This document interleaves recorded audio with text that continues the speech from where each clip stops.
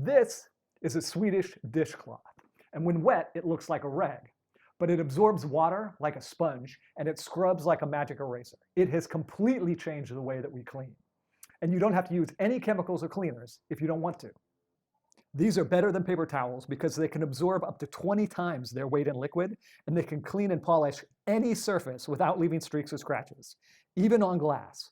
You can clean your entire house with these. In fact, since I started using them, I haven't found a single situation where these don't work better than what I was using before. You'll also notice that they dry very quickly and they don't smell bad like sponges or other rags do.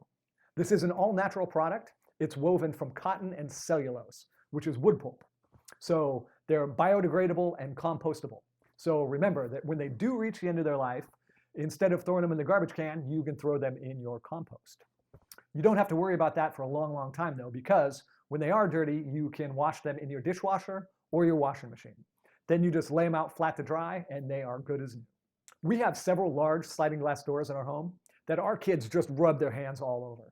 So I've been searching for the easiest and best way to clean glass, and this is it. In order to clean glass, what you want to do is you want to use a wet one first, and then you want to use a dry one to dry and polish the glass. And you will be amazed at the results.